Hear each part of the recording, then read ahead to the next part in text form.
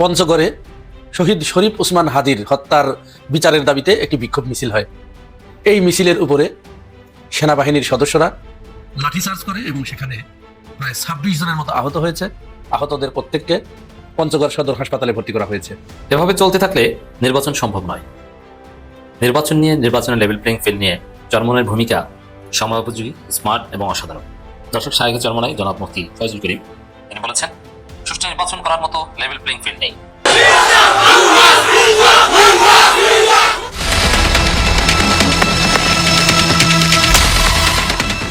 অবশেষে গুঞ্জনটা সত্যি হলো।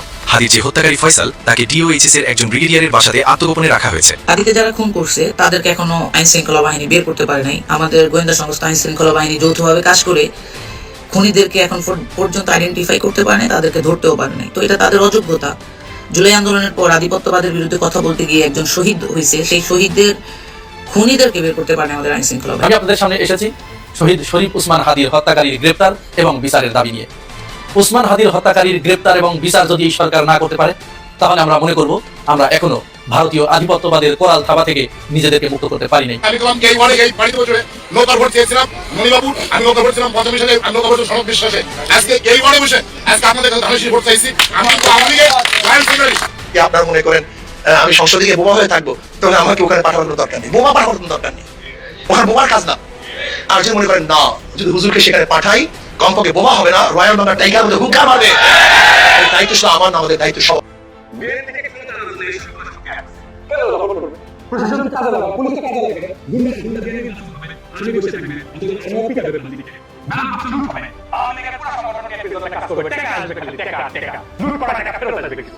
নির্বাচন বসানোর জন্য এই 4 বান্ডেল দিলাম, ব্যানার করার জন্য, এই জায়গাটা শুধু মনোনয়ন করার জন্য। ঠিক আছে, তুমি আসবা এটি দেখো, শুধু নির্বাচনের দিন চাষিকে পাওয়া যাবে না।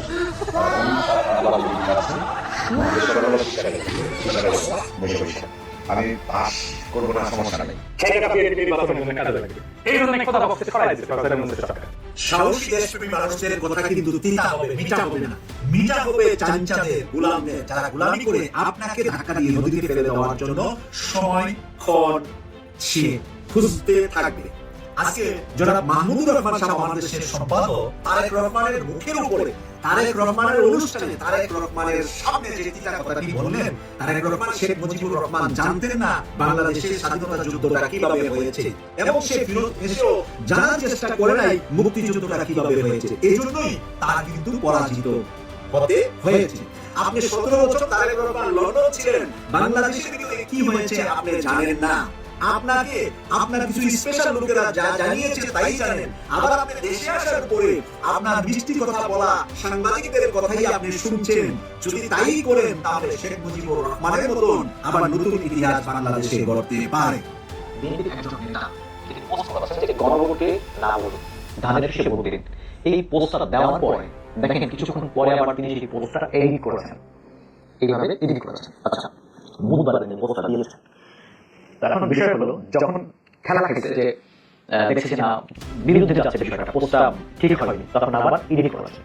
শুধু ইনি না, পৃথিবীর অনেক নেতাকে আপনি দেখতে পাবেন তারা প্রচারণা চালাচ্ছে গণভোটের বিরুদ্ধে, গণভোটে যাতে না ভোট দেয়। এখন আপনি একটু চিন্তা করে দেখেন, তো গণভোটে যদি হাজার যুক্ত হয় তাদের সমস্যা আছে।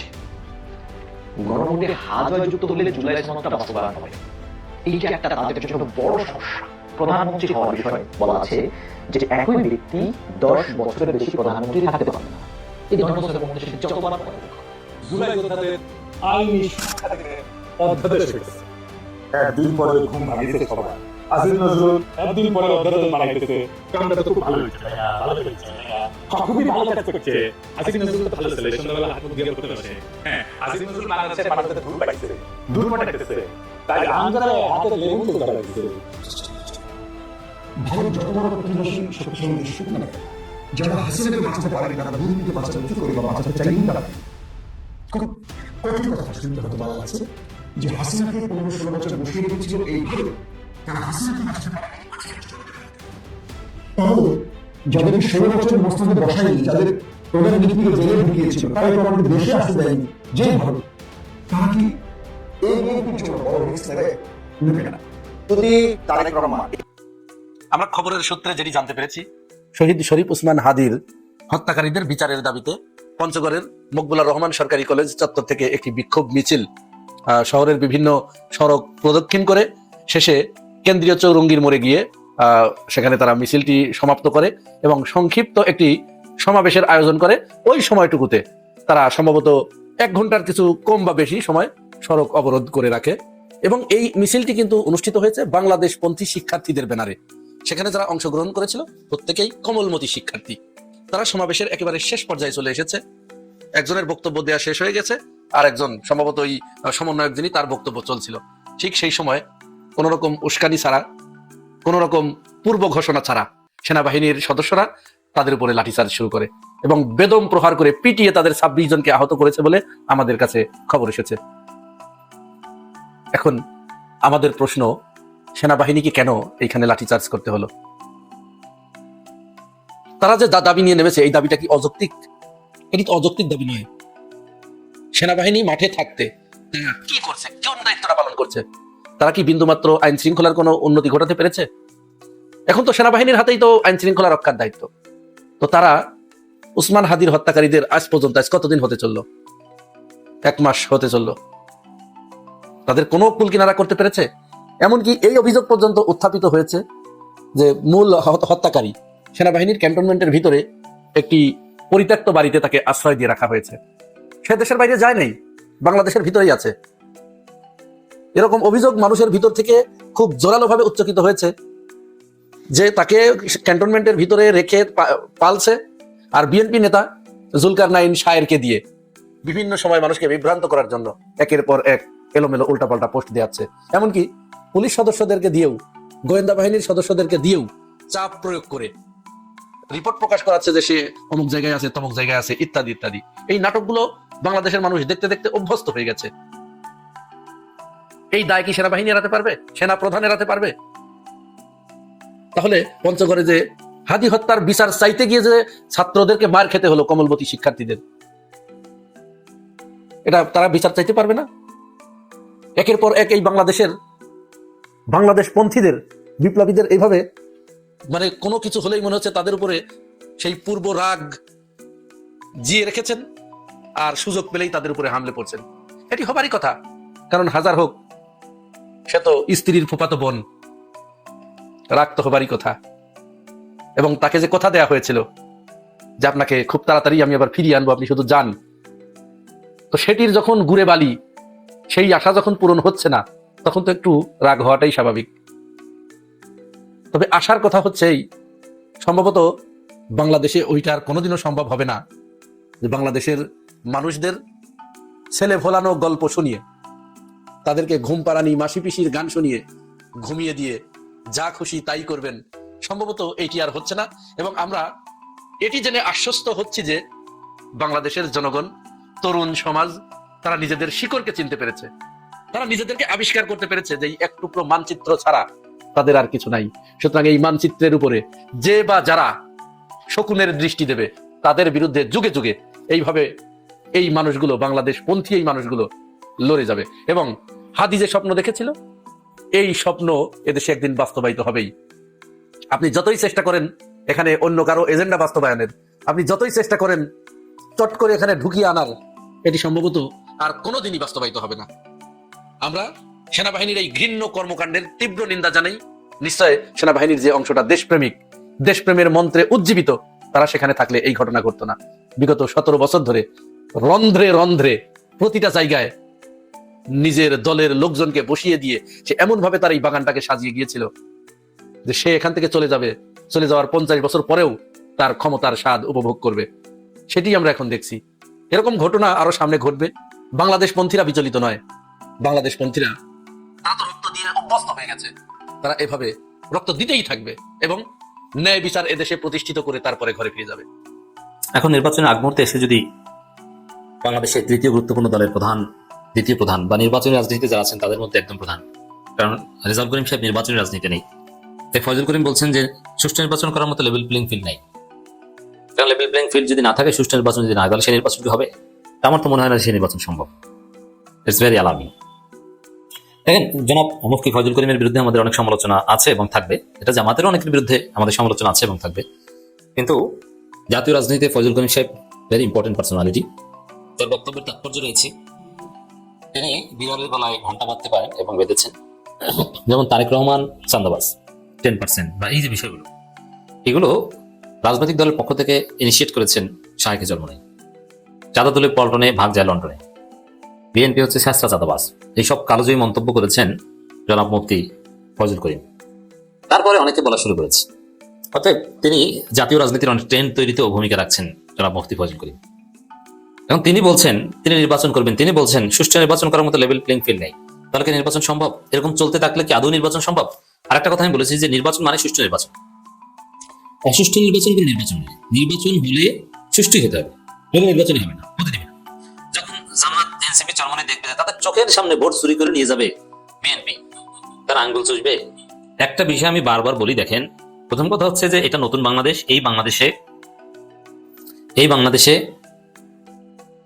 কারচুপি নির্বাচন করা সম্ভব নয়। আর করতে পারলেও নির্বাচন কোন রকম হয়ে গেলে ওইটি নির্বাচন, আর এর মাধ্যমেই যাদেরকে জিতিয়ে দেওয়া হয়েছে বা কারচুপি করে জিতেছে তারাই সরকার গঠন করবে, এটা আপনি মনে করেন কেন? এটা কি হাসিনা ক্ষমতায়? যে হাসিনা নিজেই ক্ষমতায়, নিজে নির্বাচন দিয়েছে। অতএব ভোট যেমনই হোক না কেন ওটা দেখার বিষয় নয়, আপনি অভিযোগ লক্ষ কোটি আনেন, সময় মতো শপথ নিয়ে সরকার গঠন করে ফেলবে। অতএব এটা তো হাসিনার আমল নয়। আপনি কেন মনে করছেন সাপোজ লেভেল প্লেইং ফিল্ড নিশ্চিত করা গেল না, ভোটের দিন সকাল থেকে বিএনপি কেন্দ্র দখল করে ভোট চুরি করা শুরু করলো, তাকিয়ে তারা জিতে গেল। এখন জেতার পর জামাত এনসিপি ঘুমাবে আর বিএনপি সরকার গঠন করবে, আর ইউনূস সরকার তাদের হাতে সুরসুর করে ক্ষমতা দিয়ে দিবে। এত সহজ কেন মনে করছেন? না, চিত্র দিচ্ছে যেটা বলছেন এটাই, যে সুষ্ঠু নির্বাচন করার মতো লেভেল প্লেইং ফিল্ড নাই। লেভেল প্লেইং ফিল্ড নিশ্চিত না হলে নির্বাচন হবে না। আর বাই চান্স যদি নির্বাচন হয়ে যায়, নির্বাচন যদি অনিয়ম থাকে, ওই নির্বাচন বাতিল করাতে বাধ্য করবে এনসিপি, চরমোনাই, জামাত। নির্বাচন সুষ্ঠু না হলে সেই নির্বাচন বাতিল করার দাবি জামাতের আগে থেকেই আছে, এবং বাতিল করাতে যা করা লাগে সেই প্রস্তুতি জামাতের থাকবে, এনসিপির থাকবে, চরমোনাই, ইসলামী আন্দোলন বাংলাদেশে আছে এবং থাকবে। শাহেকে চরমোনাইয়ের বক্তব্য সেই দৃশ্যের ইঙ্গিত, যে বিষয় এত সহজ নয় যে আপনারা যেরকম হচ্ছে সেরকম করবেন না, সমাধান করতে হবে। সুষ্ঠু নির্বাচনই একমাত্র পথ। অসুষ্ঠু নির্বাচন করে, কারচুপি করে, যদি বিষয়টা দেখেন, বিএনপির লোকজন যারা ভাবছেন যে কোন রকম ভোট কেন্দ্র দখল করে সিল মারতে পারলেই হলো, না, এটা মনে করার কোনো কারণ নেই, এতে লাভ নেই। কেন লাভ নেই? সহজ হিসাব দেখেন, ক্ষমতায় কি এখন বিএনপি? যদি এখন বিএনপি ক্ষমতায় থাকতে, তাহলে তারা পারতো যে নির্বাচন যেমনই হোক হয়েছে, বাবারা তোমরা ঘরে ফিরে যাও, আবার শপথ পড়লাম, পুলিশ টুলিশ তো সব আমাদের। না, নির্বাচন হয়ে গেলেই যেভাবে হোক না কেন ঘটনা ঘটে গেছে ফাইনাল, এটা মনে করার কোনো কারণ নেই, এটা কেউ মানবে না। আপনাকে নির্বাচন সুষ্ঠুই করতে হবে, আর নির্বাচন সুষ্ঠু না হলে সেটা বাতিল করতে হবে। অতএব এখনো যে অনেক অনিশ্চয়তা সরকারকে অনেক দূর পাড়ি দিতে হবে, এটা ফয়জুল করিমের বক্তব্য থেকে স্পষ্ট। বর্তমানে দেশের সুষ্ঠু নির্বাচন অনুষ্ঠানের জন্য প্রয়োজনীয় লেভেল প্লেইং ফিল্ড নেই বলে অভিযোগ করেছেন ইসলামী আন্দোলন বাংলাদেশের আমির সৈয়দ মোহাম্মদ রেজাউল করিম। তাহলে এর অর্থ কি? এর অর্থ হচ্ছে লেভেল প্লেইং ফিল্ড নেই, এর মানে নির্বাচনের পরিবেশ নাই, নির্বাচন হচ্ছে না। নির্বাচন যদি করতে ইউনূসকে লেভেল প্লেইং ফিল্ড নিশ্চিত করতে হবে, আর নিশ্চিত না করতে পারলেও যদি নির্বাচন হয় আর যদি কারচুপি ওটা বাতিল করতে হবে, কেউ ঠেকাতে পারবে না। আর অতীতে আপনারা যেটা দেখেছেন, নির্বাচন হয়েছে, হারু পার্টি পালিয়েছে সন্ধ্যার পর থেকেই, কিন্তু এবার আর এটা হবে না। জনগণ সাথে সাথে ঘুরে দাঁড়াবে এবং নির্বাচনের বিরুদ্ধে লক্ষ লক্ষ জনগণ, নির্বাচন কারচুপি নির্বাচন বাতিলের দাবিতে লক্ষ লক্ষ জনগণ টাকার রাজপথ ভোট অবরোধ করে ফেলবে। এবং যেহেতু ক্ষমতায় ইউনূস, ক্ষমতায় বিএনপি না, বিএনপি চাইলেও এই জনগণকে ডিসপার্স করার মতো কোনো সিদ্ধান্ত নিতে পারবে না। ইউনূস ক্ষমতায়, ইউনূসকে বাধ্য করা যে এনসিপি, জামাত, চরমোনাইয়ের পক্ষে কতটা সহজ এটা আপনারা জানেন। অতএব যেহেতু চাবিকাঠি ইউনূসের হাতে, কোনো কারচুপি নির্বাচন দিয়ে কারো কোনো খায়েশ পূরণ হবে না। চাবিকাঠি যদি বিএনপির হাতে থাকতো তাহলে কথা একটা ছিল। ফয়জুল করিমের বক্তব্যের তাৎপর্য এটাই আমরা মনে করি। তিনি বলেন নির্বাচনের জন্য লেভেল প্লেইং ফিল্ড জরুরি। লেভেল প্লেইং ফিল্ড একটি বহুমাত্রিক বিষয়। মাঠ পর্যায়ে কর্মকর্তাদের মনোভাব, ঝোঁক ও প্রবণতা নির্বাচনের লেভেল প্লেইং ফিল্ডে প্রভাব বিস্তার করে। মাঠ পর্যায়ে তো জামাত জোয়ার, কিন্তু সে জামাত জোয়ারে কি নির্বাচন কমিশনও জামাত জোয়ারে ভেসে যাচ্ছে না? নির্বাচন কমিশনের আচার আচরণ বিএনপিকে জিতিয়ে দেওয়ার মতো। তারা মনে করছে জামাত ক্ষমতা আসবে, কিন্তু জোয়ার হচ্ছে তারা মনে করছে বিএনপি ক্ষমতা আসবে, নির্বাচন কমিশনের অফিসাররা, প্রশাসনের লোকজন, কিন্তু জনতার জোয়ার বলে যে ক্ষমতা আসবে জামাত। মাঠ পর্যায়ে সার্বিক পরিস্থিতি বিশ্লেষণে সুষ্ঠু নির্বাচন করার মতো কাঙ্ক্ষিত লেভেল প্লেইং ফিল্ড বিদ্যমান নেই। ইসলামী আন্দোলন বাংলাদেশ এই বিষয়ে উদ্বেগ প্রকাশ করছে। অতএব উদ্বেগ প্রকাশ করে যে সীমাবদ্ধতা না, অলরেডি ইসলামী আন্দোলন বাংলাদেশ নির্বাচন কমিশনে গিয়ে ইসির কাছে সরাসরি বিষয়টা খোলাসা করে এসেছে যে এই সমস্যা, এটা সমাধান করতে হবে এবং ইসি করতে বাধ্য। আর কথা তো বলছেই।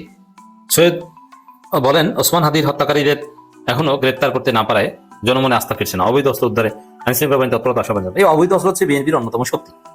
আর জামাতের যে 3 তারিখের মহাসমাবেশ হওয়ার কথা ছিল, সেটা ছিল অবৈধ অস্ত্র উদ্ধারের প্রতিবাদে। অতএব দর্শক, এই অবৈধ অস্ত্র নিয়েও তো বিএনপি বেকায়দা করবে, কারণ চরমোনাই জামাত এনসিপি অবৈধ অস্ত্র উদ্ধারে ইউনিট সরকারকে বাধ্য করবে। অতএব বিএনপি অবৈধ অস্ত্র দিয়ে কিছু করতে পারবে না, কোনো অবৈধ অস্ত্র দিয়ে কোনো ভোট কেন্দ্র দখল করতে পারবে না। অবৈধ অস্ত্র পিছন থেকে জনগণ ঢুকিয়ে দেবে, ছাত্র জনতা ঢুকিয়ে দেবে, এনসিপি জামাত ঢুকিয়ে দেবে, চরমোনাই তো আছে। তো দর্শক, আমরা যদি এক কথায় বলি সহজে, যে অ্যাকর্ডিং টু শাইখে চরমোনাই সুষ্ঠু নির্বাচনের মতো পরিবেশ বা নির্বাচন যথাসময় হওয়ার পরিবেশ আসলে এখন আমরা দেখছি না। এই ইউনুসকে অবশ্যই পরিবেশ সুষ্ঠু করতে হবে, নইলে তার কপালে বিপদ আছে। আধিপত্যবাদের বিরুদ্ধে কথা বলতে গিয়ে একজন শহীদ হয়েছে, সেই শহীদদের খুনিদেরকে বের করতে পারে আমাদের আইন শৃঙ্খলা বাহিনী। আমাদের গোয়েন্দা সংস্থা এবং আমাদের প্রতিরক্ষা বাহিনী, তাদের প্রতি আমাদের যথেষ্ট রেসপেক্ট আছে, কিন্তু তাদের সমস্যা হচ্ছে তারাও সেই রাজনৈতিক প্রোটোকলটাকে এখন প্রাধান্য দেয়। এটা কেন যেন হয়ে গেছে, দেশের সার্বভৌমত্ব রক্ষা বাদ দিয়ে তারা ওই রাজনৈতিক প্রোটোকলের প্রতি ব্যস্ত। ধরেন কারো প্রয়োজনে কারো মাথায় একেবারে তেল দিতে থাকে, আবার প্রয়োজনে ওই শক্তিশালী মানুষটা যখন দুর্বল হয় তাদের পাশা দিয়ে ডিমও দিতে থাকে। এই হচ্ছে আমাদের প্রতিরক্ষা বাহিনীর অবস্থা। তো যাই হোক, ধরেন বেগম খালেদা জিয়া মারা গেল, আজকে 2 সপ্তাহ হয়ে গেছে, ওই ইমোশনটা জনগণের মধ্যে আছে। জনাব তারেক রহমান সাহেব বাংলাদেশে 19 বছর রাজনীতি করতে পারে নাই এবং 17 বছর পরে স্বদেশ প্রত্যাবর্তন করছে, এটাও একটা ইমোশন জনগণের জন্য। এই 2 ইমোশনকে যদি অ্যালাইন করেন, তাহলে এই যে যোগসু নির্বাচনটা হইলো, এই নির্বাচনে তো ছাত্র দলের প্যানেল পাশ করার কথা। এই প্রজন্ম যদি আপনার ইমোশনকে ভ্যালু দিত, তাহলে তারা তো চোখ বন্ধ করে বিএনপির প্যানেল পাশ করাইতো। তারা কিন্তু এই কাজটা করে নাই।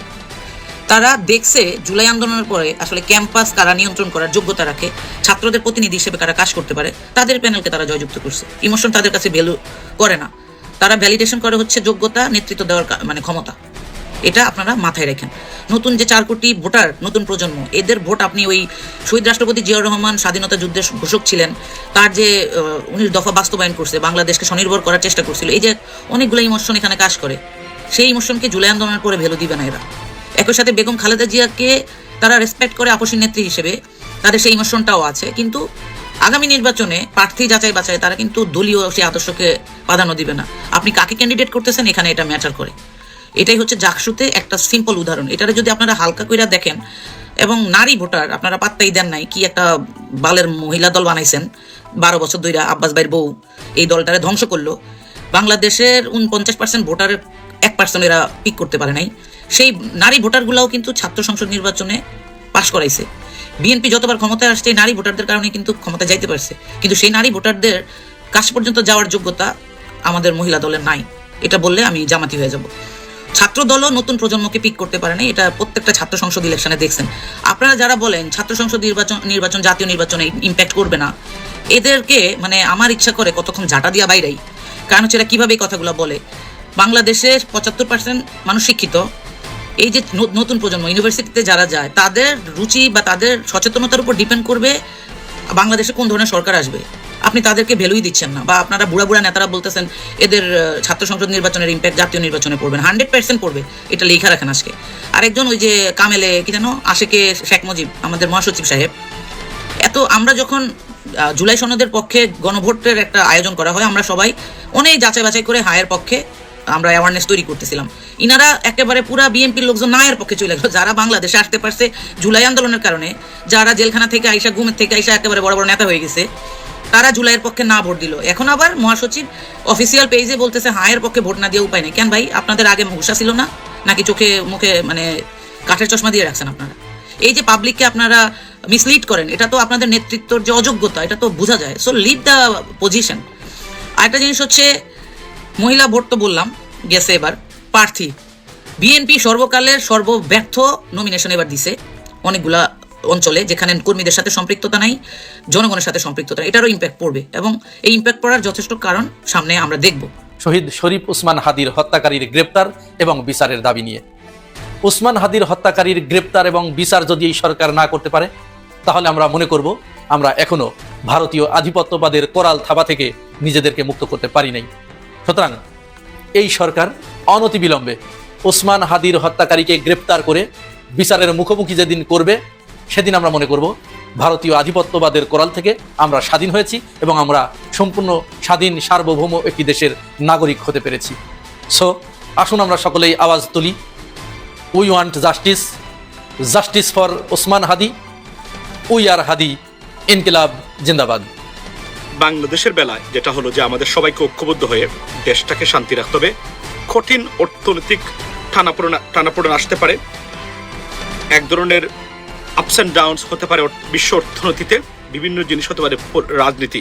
আমাদের কোনো সমস্যা নাই, কিন্তু আমাদের একটাই সমস্যা, আমাদের পার্শ্ববর্তী একটা দেশ যারা আমাদেরকে ভালো চোখে ভালো থাকতে তারা দিতে চান না, এবং এটা তারা মনে করেন it is their constitutional right, এবং এইটা তাদেরকে করতেই হবে, এর বাহিরে তাদের আর কোনো জব নাই এবং তারা আর কোনো কিছু করতে পারবেন না।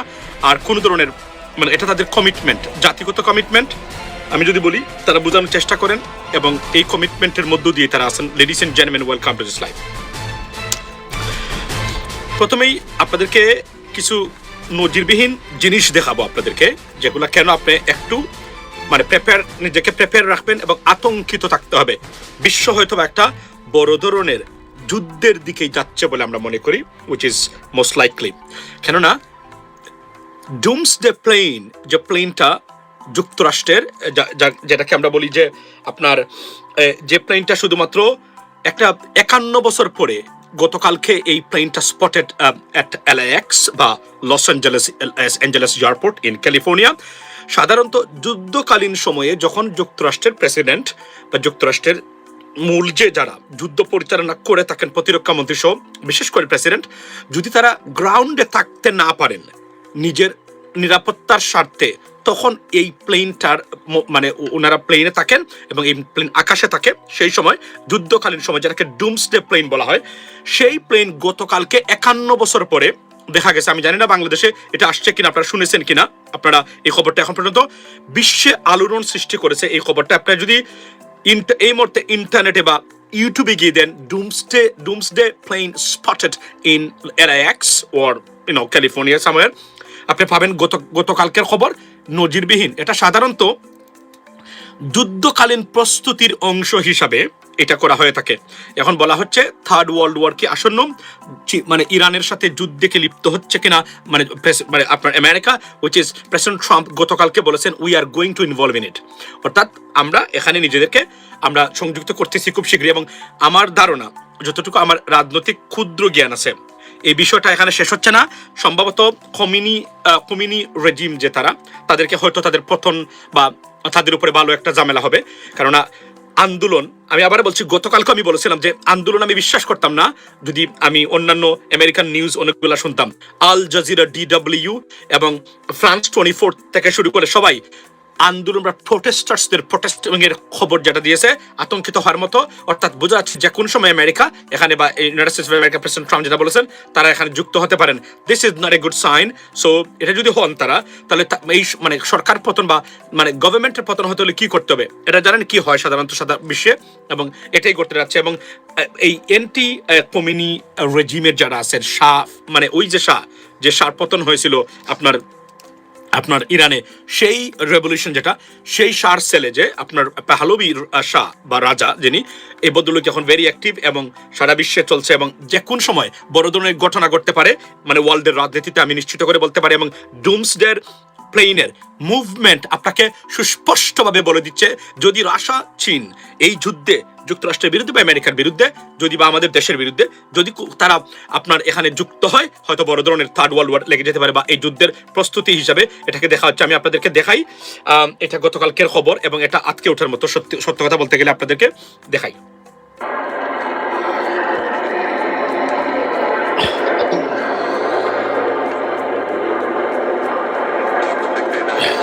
এই দেখেন, এই যে ডুমসডে প্লেন, এটা হচ্ছে ডুমসডে প্লেন। এই প্লেনটা গতকালকে স্পটেড অ্যাট LAX। সুতরাং এটা নিয়েই সবচেয়ে বড় প্রশ্ন উঠতেছে এখন, যে এটা আসলে মানে যুদ্ধের প্রস্তুতি কিনা। ইনফ্যাক্ট এবং আরো কয়েকটা জিনিস আমি দেখেছি, আমি খেয়াল করেছি, যারা আপনারা হয়তো বা এগুলো বাংলাদেশের পত্রিকা এখনো কভার করে নাই। Yes, there will be a war undoubtedly, এবং ওয়ারের প্রস্তুতি চলছে বর্তমানে, লেডিস এন্ড জেন্টলম্যান।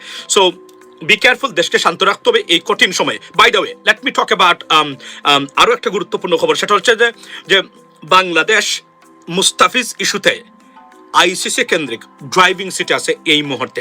এটা হচ্ছে পজিটিভ দিক। কেননা আজকে ডেইলি স্টারের খবর নয়, শুধু ভারতীয় দুই একটা পত্রিকা সেটা উল্লেখ করেছে, অর্থাৎ আপনার এই যে রাজশাহ, যিনি অমিত শাহর ছেলে, আইসিসির ইতিহাসে সবচেয়ে অদক্ষ অপদার্থ আইসিসির চেয়ারম্যান, মানে হতে পারে না, যে যিনি কোনো অবস্থাতে আইসিসির মানে গভর্নিং বোর্ডের একজন ডাইরেক্টর হতে পারেন না, সেই ব্যক্তি আইসিসির প্রেসিডেন্ট হয়ে গেছে ভারতের প্রভাবে। সে মারাত্মক প্রচন্ড চাপে আছে বাংলাদেশ কেন্দ্রিক। মোটামুটি বলতে গেলে আমি নির্দ্বিধায় বলতে পারি বাংলাদেশের পক্ষেই থাকবে বেশিরভাগ আইসিসির মানে আপনার মানে এই মেম্বার সদস্য। ইয়াস, দুই একটা মানে দেশ ছাড়া সবাই বাংলাদেশের পক্ষে থাকবে এই মুহূর্তে আমি নির্দ্বিধায় বলতে পারি। এই জন্য আমাদেরকে দালাল যারা আছে, আমাদের দালালরা, তামিম ইকবালের মতো দালাল আছে যারা আছে, অথবা আমরা আরো কিছু দালাল যারা তৈরি হয়েছে, সেই দালালদের বিষয়ে আমাদেরকে সচেতন থাকতে হবে। এখানে একটা জিনিস আমি বলে রাখি আপনাদেরকে, ladies and gentleman, we are in a war as a country, Bangladesh.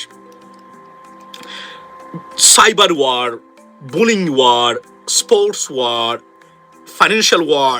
There are many wars. Just plain গিয়ে বোম মেরে আসলেই এটাকে শুধু যুদ্ধ বলে না। আপনাদের কালচারাল ওয়ার, রাইট, এবং পলিটিক্যাল ওয়ার সব কিছু চলছে বর্তমানে ভারতের সাথে আমাদের। আপনি যদি দেখেন, শুধুমাত্র সরাসরি বিমান নিয়ে বাংলাদেশে আক্রমণ করতেছে না ভারত, এর বাহিরে যা যা বোঝা যায় সবই আছে। হত্যাকাণ্ড হচ্ছে না? অফকোর্স হচ্ছে। 2 দিন পরে পরে বর্ডারে মানুষ হত্যা হয়, এটা কি ওয়ারের অংশ না? অফকোর্স। সো প্রতিদিক দিয়ে তো ভারতের কাছ থেকে বাংলাদেশ বিমাতা সুলভ আচরণ এবং আগ্রাসনের শিকার। এই প্রথম আমরা স্বাধীন দেশ হিসাবে আমরা বলতে শিখেছি এবং বলার মতো গাটস আমরা পেয়েছি যে you know what, you can't do that with us anymore, it's over. অন্তত এই প্রথম। এবং মুস্তাফিজ ইস্যুতে সত্যিকার অর্থেই যদি আমাদের ক্ষতি হয়, কেউ বলছেন 400 কোটি টাকা, কেউ বলছেন 500 কোটি টাকা। আরে বুর্বকের দল, আরে মূর্খের দল, আরে দালালের দল। এই দেশটাকে $235 বিলিয়ন পাচার হয়েছে, $235 বিলিয়ন পাচার হয়েছে। কত লক্ষ কোটি টাকা? 1,18,000 কোটি টাকা। 1,18,000 কোটি টাকা শুধু শেখ হাসিনাই পাচার করেছে তার শাসনামলে। অ্যাসালাম একাই নিয়ে গেছে আপনার $20 বিলিয়ন। সারা জীবন বাংলাদেশ ক্রিকেট খেললে কি $20 বিলিয়ন হবে বাংলাদেশের? আপনি আমাকে বলেন, যদি অ্যাসালামের কাছ থেকে যদি $1 বিলিয়ন আমরা আনতে পারি, মানে আইসিসি আমাদেরকে 50 বছরে যা দিবে, 50-100 বছরে যা দিবে, তার চেয়ে বেশি টাকা এখানে। দালালের বাচ্চাদেরকে বোঝা। একটা দেখলাম সাংবাদিক, এই যে তাকে মনে হচ্ছে, আমি প্রথমে মনে করছিলাম সে তামিলনাড়ু থেকে আসছে, এটার ক্লিপটা আবার পাচ্ছি না এখন, আবার দাঁড়িয়ে আছে এভাবে নট এন কি একটা বলে। সে বলতেছে কি জানেন, মানে $27 মিলিয়ন হয়ে গেছে, 1300 কোটি 450 কোটি টাকা আমরা লস করেছি। আইসিসির এখানে লস্টের প্রশ্ন আসে কেন? আমরা তো একটা যৌক্তিক প্রতিবাদ করেছি। আমাদের একজন ক্রিকেটারের যদি আপনি নিরাপত্তা দিতে পারেন না, আপনি বাকি টিমের নিরাপত্তা কিভাবে দিবেন? এবং বাংলাদেশিরা হেনস্থার শিকার। এখানে শুধু টিম নয়, দেখেন কতটা যৌক্তিক বাংলাদেশের অবস্থান, কিন্তু দালালের বাচ্চারা কিভাবে কথা বলে। এখানে একটা গুড থিং হয়েছে এবার, মানে এই জুলাই বিপ্লব থেকে শুরু করে। আপনি জানেন জুলাই বিপ্লবে বাংলাদেশের দালাল আর বাংলাদেশ বিরোধী দালালদেররা আমরা চিহ্নিত করে ফেলছি। নাও আওয়ামী লীগ স্বীকৃত বাংলাদেশ বিরোধী দালাল, সেটা আমরা পেয়েছি। মুস্তাফিজ ইস্যুতে স্পোর্টস অঙ্গনে, সাংবাদিকতার অঙ্গনে দালাল, ভারতীয় দালাল কয়টা আছে, কি পরিমাণ আছে, সেটা সুস্পষ্টভাবে প্রমাণিত। and we have got it. Not out Noman, yes, not out Noman. আমি এটা লিখে রাখি, তার ক্লিপটা আমার দরকার, তার একটা বাস দিতে হবে। নট আউট নোমান, এই দালালকে আমি প্রথমে মনে করছি সে তামিলনাড়ুর মনে হয়, মানে দেখলে বোঝা যায় আসলে বাংলাদেশি না। পরে শুনলাম তো বাংলাদেশি, মানে বাংলা শোনার পরে মনে করছি আর কি, বুঝছেন? সরি। সো আমি আপনাকে বলি, আপনি আপনি বলেন, সে বলছে কি, মানে তামিম ইকবাল 15,000 রান করেছে। আচ্ছা, বাংলাদেশের ইতিহাসে মনোযোগ দিয়ে শুনবেন, 1971 পরে এই 54 বছরে যে সরকারের আমলে সবচেয়ে বেশি ইনফ্রাস্ট্রাকচার ডেভেলপমেন্ট হয়েছে কোন সরকার ভাই বলেন তো আপনারা? কেউ বলতে পারবেন? আওয়ামী লীগ, শেখ হাসিনার দিনে। নাও 1 টাকার কাজ 5 টাকায় হয়েছে। ইনফ্রাস্ট্রাকচার ডেভেলপমেন্টের নামে লুটপাট হয়েছে বাংলাদেশকে। সত্য না? অফকোর্স সত্য। কিন্তু ইনফ্রাস্ট্রাকচার ডেভেলপমেন্ট হয়েছে, মেট্রো রেল, পদ্মা সেতু, ফ্লাইওভার, আর বিভিন্ন সড়ক, মানে বিভিন্ন স্থাপনা, সবই তো হয়েছে কখন? শেখ হাসিনার আমলে, রাইট? উন্নয়ন প্রকল্প হয় নাই। একটা পর্যায়ে তাকে উন্নয়নের রোল মডেল আখ্যায়িত করার চেষ্টা করেছে মূর্খ।